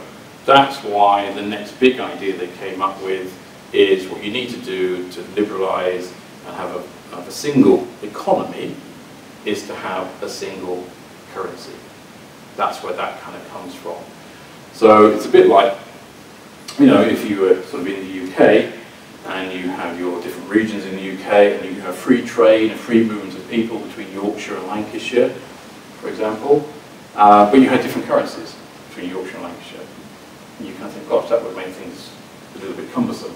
Every time I can cross the border without having to show my passport, but when I get there, I'm holding the wrong money. I need to change it before I go, or once I get there, or whatever. That would curtail our idea of movement. So if you think of it in terms of a country, that's basically what they were thinking about in terms of Europe. So the idea is you've got the free movement of people, you've got the free movement of goods and services, but you still have this currency issue, you still have the individual exchange rates and currencies between different countries. So you get rid of that, and then that opens up the whole thing, which is what you have essentially in a unified country, where we don't have different currencies between one region and the other, which was actually one of the big issues obviously in the Scottish referendum. We wouldn't let them have the pound. They'd have to invent their own currency, whatever they call it, you know, the salmon, or whatever. Fish-based leaders. Fantastic in the SNP. You're only allowed to have fish-based leaders. Any other questions? Hi, thank you very much for a very interesting lecture. I'm just intrigued and interested to know if you can throw any light on the budget spent of France, England and nations like that on the defence of their nations, and what, in comparison to America, that if that makes any difference. Okay, well it's a bit off topic, but I'll have a go. Okay, so I suppose Lee would probably have a better idea. No? No. Okay. My colleague who's sort of defence economics. The spend within the EU tends to be dominated, as you say, by Britain and France in terms of defence expenditure. The rest of the EU countries tend to spend a relatively small amount, partly because most of the rest of the EU countries are relatively small. The EU is really two groups of countries. You've got some large countries, countries like Germany, population around about sort of 85 million, give or take a little bit. UK, France, Italy, population around about 60 million. And then after that you have Spain, and then you get into countries essentially where you've got populations essentially around about 10 million or less, and often a lot less in a lot of countries. So defence expenditure and things like that tends to be sort of large in the UK for historical reasons. France tends to be relatively large as well. Germany not so large for, again, historical reasons of a different nature. But when they've tried to bring it together within the EU, then that's a policy that hasn't essentially worked. There's several reasons for that. One is you already have a policy and a strategy which is called NATO. So one issue is that you've already got a structure involved in terms of North Atlantic Treaty Organization, which gives us that sort of defense capability, obviously with the Americans being a major player in that. The other thing that's tended to happen is that you've had, when you had conflict, for example, Libya was a classic one fairly recently, then what you've tended to see is either two things happening. One is European countries ad hoc, bilaterally come together and decide they need to do something about a particular situation. So with Libya, essentially with Britain and France kind of decided to come together and do something. Or you get countries take very opposite views, that some of them tend to be much more interventionist, and some of them tend to sort of step back and not really do anything. And that can be done both in terms of the theatre of war and conflict, but also can be done in theatres such as United Nations, where you get very different positions in things like the UN, for example. So you might get Britain and France taking different positions in the Security Council, or in the UN overall with Germany or other major Western European economies, again taking very sort of different positions in terms of different ongoing current events. So in terms of defence expenditure, they've tried to pool it in terms of some sort of common defence policy. it hasn't essentially taken off because overall they don't have a uniform foreign policy. They've tried to address this through the High Commissioner role, which has sort of gradually begun to move and evolve. So, for example, the High Commissioner for Foreign Policy at the moment is the former Italian Foreign Minister. It used to be Baroness Ashton from the UK, took that role. But essentially that, again, doesn't really sort of particularly function. So overall, defence matters still tend to be left down to individual nation states. And part of the reason for that is because a lot of the individual states in the EU, most of them don't really want to get involved in sort of global conflict issues and that kind of thing, because they tend to be fairly small states, and their defence is just really for national defence. Those who do get involved, like Britain and France and occasionally Germany in terms of peacekeeping type things, sometimes they take a common view, and actually sometimes they don't. And so that's where you kind of get the difference. Plus you add on NATO on top of that as well as an established organisation which is obviously dominated by the Americans. Does that sound okay, Lee? Okay. She's nodding. Our defence economist is nodding at me.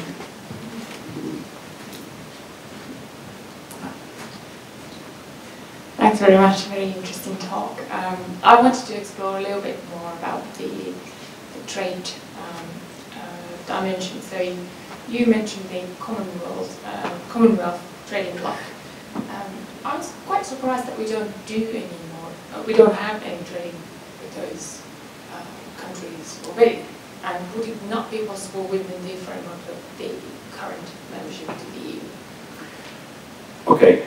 The Commonwealth is an interesting case study. Obviously, Britain, post-war, traded a lot with the Commonwealth. We had essentially a sort of sterling zone and that kind of thing. When Britain joined the EU, the Commonwealth trade was a major key issue. Because essentially what it meant was, instead of having low tariff barriers or no tariff barriers with those countries, all of a sudden when we joined the European Union, we went behind the wall of the common external tariff. So when you join a customs union, you have free trade with your partner countries within the customs union, but anyone outside it has a common external tariff erected against them. And that was a big issue in the 70s, was what's going to happen to people like Australia and New Zealand, for example, who we tended to trade a lot with in terms of agricultural products. I have to admit my first piece of research on this was a journal article on the common agricultural policy, which is fundamentally one of the most boring things you can possibly do research on and write about, but it was the first piece of EU research I ever did, published back in 1990. So what happens is when you look at the trade, which I did for that journal article, the trade just basically just dropped off, went completely away for that. And so that was a big issue, and that was part of the big issue in 1975. So part of the 75 renegotiation was, you know, can't we have a little bit fairer situation with our old Commonwealth partners, which in that day was essentially, as I say, Canada, New Zealand, Australia, what we now call the old Commonwealth was kind of who we were mainly, and we were mainly trading with agricultural products, you know, sort of New Zealand beef and all that kind of stuff, Australian lamb and that kind of thing. So what we have through things like the common external tariff is a barrier between us and them. Now that's eventually come down because of GATT and WTO as sort of forced countries and the EU as a whole to push down things like the common external tariff. So the barriers to those EU, between the EU countries and the Commonwealth countries is a lot lower than what it was. But the suggestion there is if you come out the EU, for example, then we could open up bilateral trade agreements with the rest of the Commonwealth and essentially form another trade bloc with those Commonwealth countries. And so they then become inclusive within, and so we then have free trade with them. The difficulty is, as an EU member, you're restricted in terms of what you can do in terms of setting up bilateral agreements. Basically the EU sort of generally says, if you want to set up some agreement with this group of countries, we do it as the EU. So you have what are called partnership agreements, EPA, European Partnership Agreements.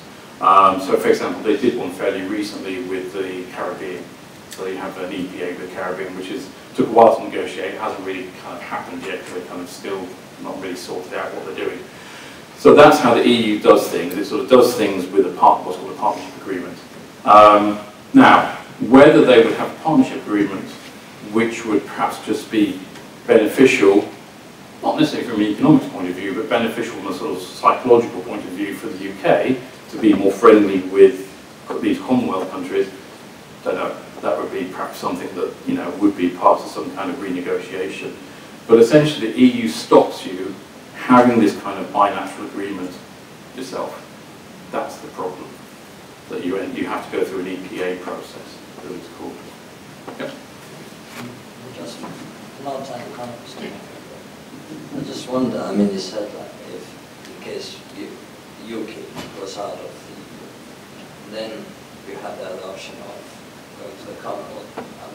Just wonder what would happen domestically and what kind of implications. I'm not from the UK, by the way, but we had kind of a similar experience somewhere else in other countries, which we actually have some good relationship with the UK and also a lot of trade. I just wonder what would happen to the people.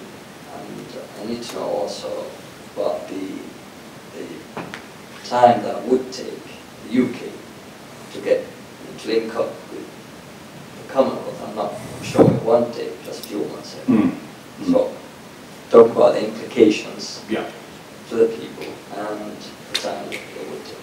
Sure. I think at the time you're perfectly right, and none of this would happen particularly quickly. And it's like the renegotiation process. You know, this is why they, you know, penciled in a referendum in 2017. So basically, you have almost like 2 years of negotiation, and then you might get around to having a referendum.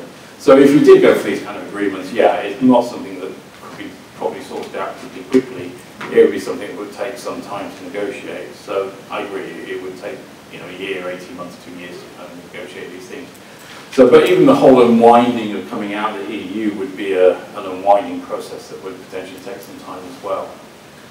Essentially, you have to pass legislation, you have to repeal, I won't go into the detail, but basically you repeal part of the 1972 European Communities Act, and that gets you out, if you really wanted to know that. That's what you do.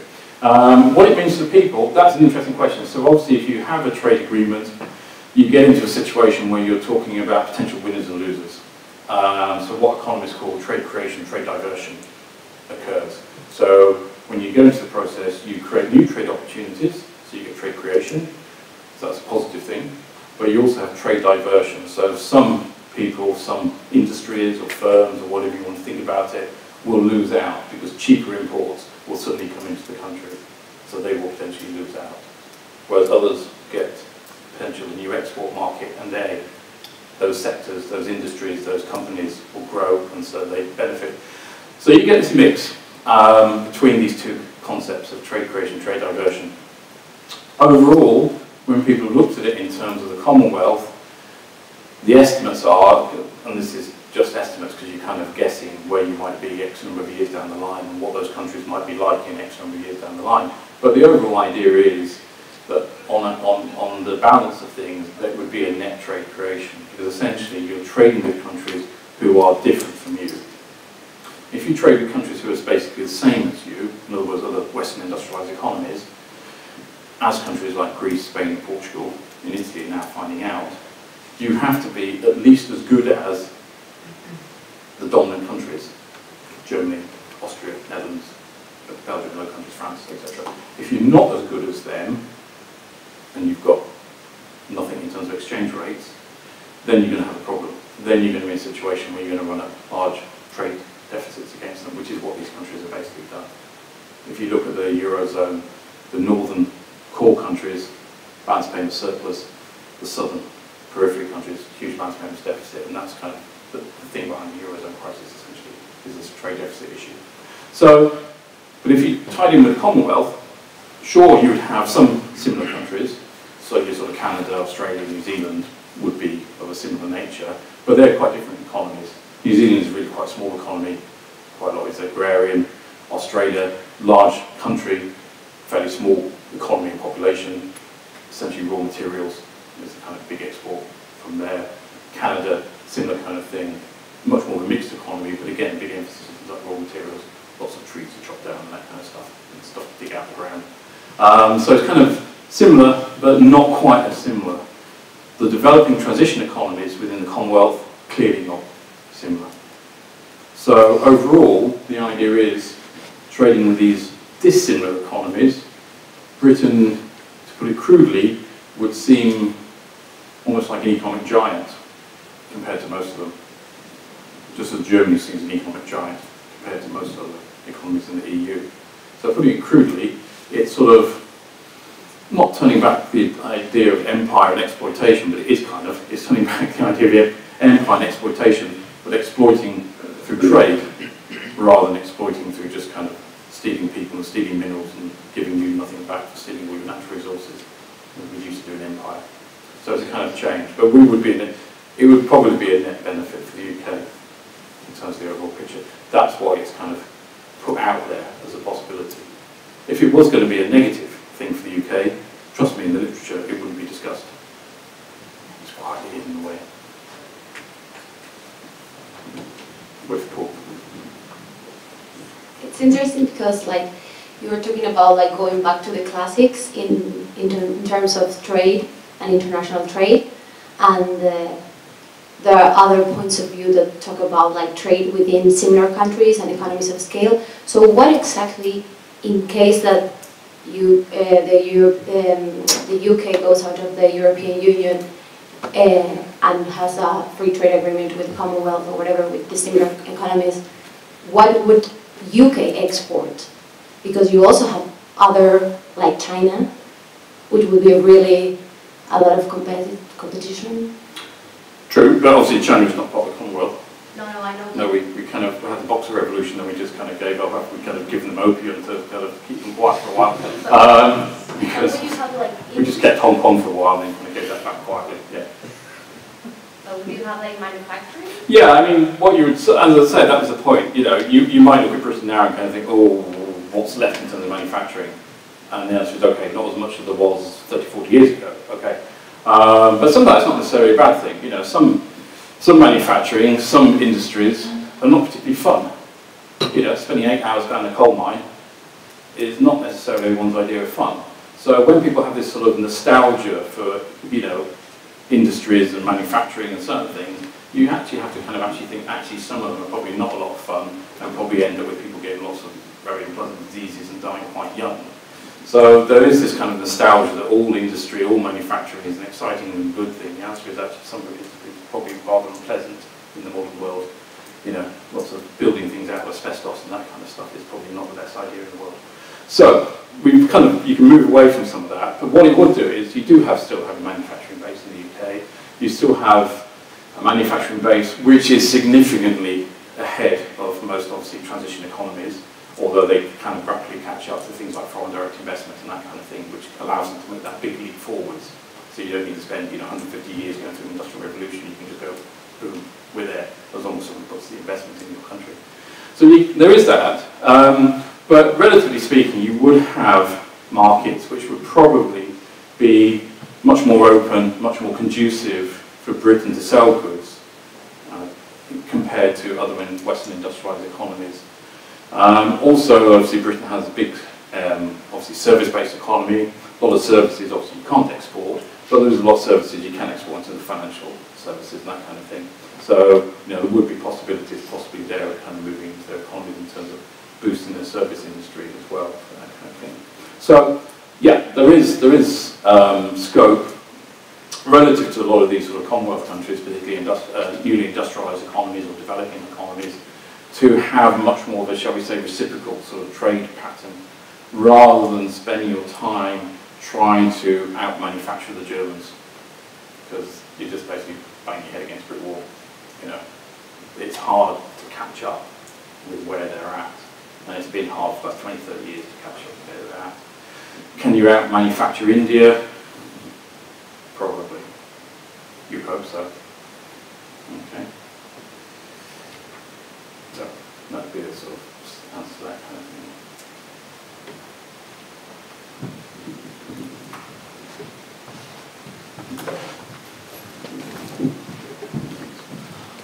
In terms of appealing to a medium voter, You mentioned that if we move to an EFTA, there'd be a slight change in sort of the movement of people, but not if we sort of removed and stayed part of the economic European community. What's the sort of mechanism for, you know, we've got Conservatives target tens of thousands migration. In what situation can that be achieved? Does the UK completely need to remove itself from the EU? Yes, that's the short answer. Okay. Yeah, I mean the Conservative target of this sort of net migration, get it down to tens of thousands. In terms of if you count EU people in that target, is just a waste of time. It's just hot air. It's just nonsense because you can't do anything about the EU. Cameron made some noises about a year ago about the idea of limiting free movement of people, and sort of immediately got slapped down by the EU, sort of saying no, that's one of the cornerstones of the single internal market. If you get into that point, you're beginning to pick and choose bits of the single internal market you want. You know, you might be very happy with free movement of goods with the City of London. You're jolly happy with the free movement of capital, because that's basically making you loads of money, because the City of London is your main regional hub for financial services. You've got Tokyo, London, New York. So you've got that, so you're very happy with that. You're not so happy about movement of people, but you know, now you're picking and choosing, mate. And so they kind of slapped him down very quickly on that. So yeah, so in terms of the sort of Conservative Party, in terms of these net migration figures, if you are in the EU, or in the European Economic Area, the EEA is the other bit, if you're in either of those, then essentially there's nothing you can do about it. And that would be something I don't think they would even sort of get any negotiation wiggle room on at all, for example.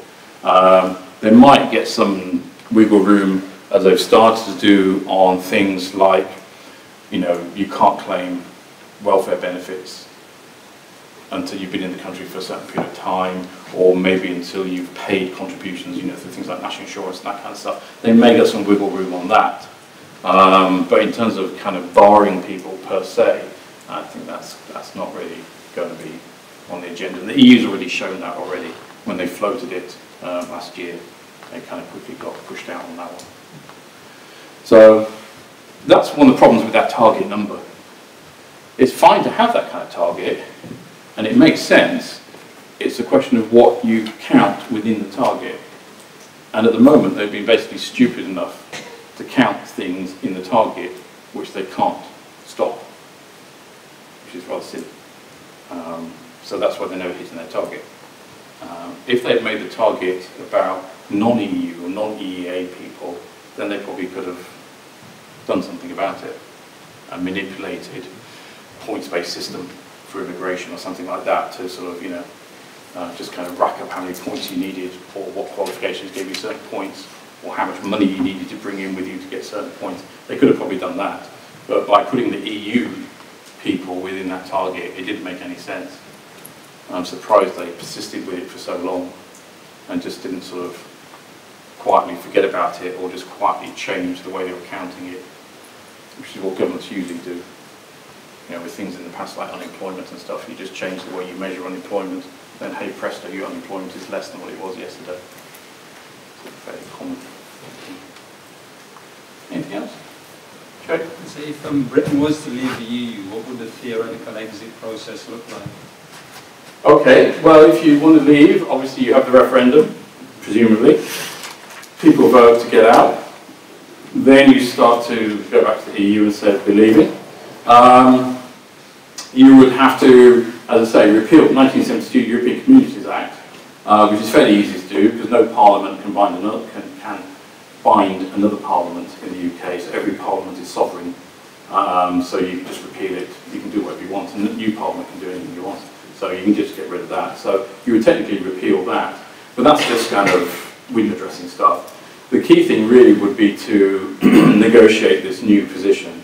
So you might have ideas about joining, you know, NAFTA or EFTA or the Commonwealth, but you'd have to kind of plug into that and start to walk away and negotiate with those people. You'd also negotiate with the EU, because the EU wouldn't just kick Europe, wouldn't kick Britain out, and Britain wouldn't just kick the European Union out. They're still a key trading partner. And as we saw from the figures there, the net situation is that the rest of the EU exports a lot more to us than what we export to them. So we are a key export market for them. So those countries would not want to kind of shut off all trade links with Britain. Otherwise, they're really harming themselves in terms of they're losing a massive export market, and that wouldn't be something they want to do. So the process really would be, yeah, referendum, start to do things like repealing laws, but then you get into this negotiation process. And as we said earlier, it would take us a year or two to sort of begin to do that. But you need to then have a think about what you want to do. And this is one of the problems with the sort of getting out campaign. There isn't a single answer about what you do if you left.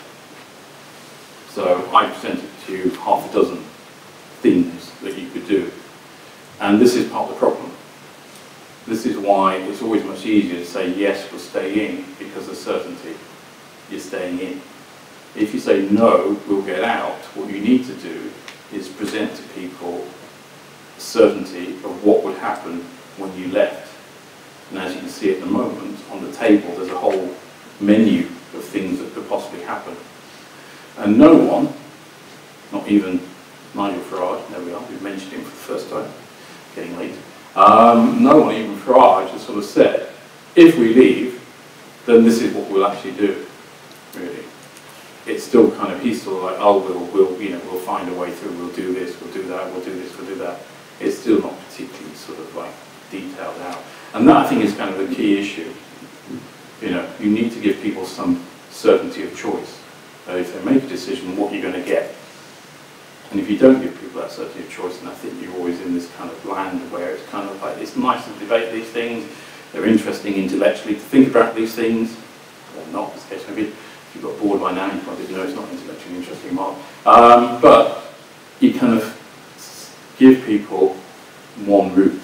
If you don't, then you've got a problem. Yeah. In terms of that broad of options, do you think that political parties will have then, will be changing a lot in terms of if UK left, then what do we do? And then this political party says this, and then the next one is going to say, okay, no, let's do something else. And then, do you fear that it would be like a lot of changes? Yeah, I think of course there's two problems with political parties. One is the problem you say, that at the moment none of the political parties, they all talk about this in-out referendum, but then if you go for the out, none of them really have an idea of what the out would mean. So that needs a bit of thinking about, and at the moment they're not really contemplating that for several reasons, partly because the opinion polls suggest that it wouldn't happen, that the vote would be to stay in.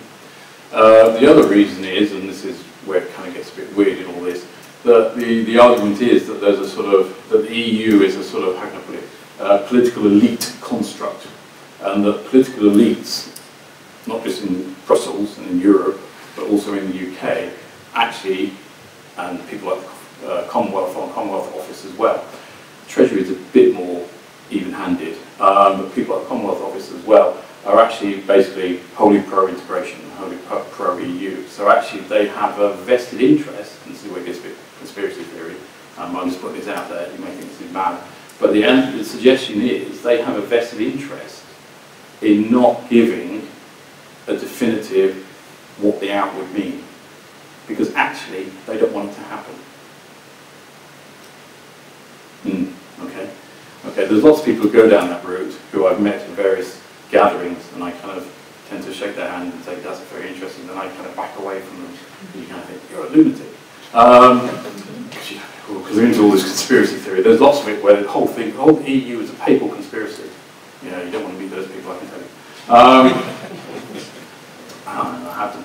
I just stick to economics, it's much safer. But there's the whole that. The other problem with the parties is that actually all the parties, all of them, apart from UKIP, all of them have people who are in and out in terms of Europe. They all do. So actually, the other problem for the parties would be maintaining some kind of party discipline, party unity, and then what happens if, you know, let's say you voted to come out. Would you get some kind of disintegration and then re-amalgamation of parties? Is it a big enough issue to cause parties to split, so you end up with kind of like pro-EU parties and anti-EU parties. Now, the idea is it's probably not that big, that there's been plenty of people who have happily or unhappily lived within political parties who hold very divergent views.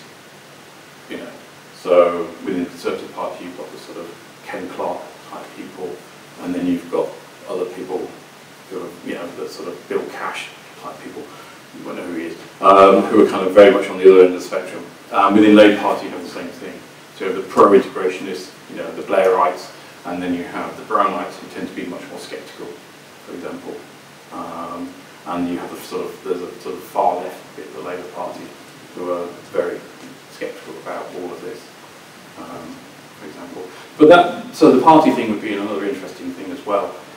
Probably wouldn't be big enough to cause that kind of schism within parties, because they've managed to live together within political parties. Because, as I say, at the end of the day, this is an interesting issue, but in terms of most voters and most people's thinking about the European Union, it's essentially, you know, number 5, 6, 7, 8, 9, 10 on the list of what's important to me, and therefore what's important to the political parties. So they would tend to sort of learn to, you know, muddle through overall. Yeah. Anything else? Good. Okay. Thank you very much.